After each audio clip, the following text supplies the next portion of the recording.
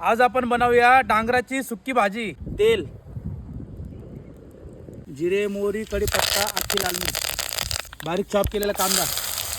कांदा आपण व्यवस्थित परतून घेऊ, हलका गोल्डन ब्राऊन होईपर्यंत। चॉप केलेली हिरवी मिरची, अद्रक लसूण हिरवी मिरची पेस्ट, कांदा लसूण मसाला, काश्मीरी लाल मिर्च पावडर, हळद, धना पावडर, किचन किंग, चवीनुसार मीठ। मसाले व्यवस्थित परतून घेऊ आपण। बारीक चॉप केलेला टोमॅटो, मसाले व्यवस्थित परतून झालेले। आपण आता त्यामध्ये डांगर टाकून घेऊ। आपण आता डांगर 2 मिनिटं मसाल्यांमध्ये व्यवस्थित परतून घेऊ। आपण आता भाजी शिजण्याकरिता पाणी घालून घेऊ। आपण आता झाकण ठेवून भाजी 10 मिनिटं शिजवून घेऊ। आपण आता झाकण काढून घेऊ। शेंगदाणा कूट, कसुरी मेथी, बारीक चिरलेली कोथिंबीर। आपली आता डांगराची सुक्की भाजी बनवून तयार आहे।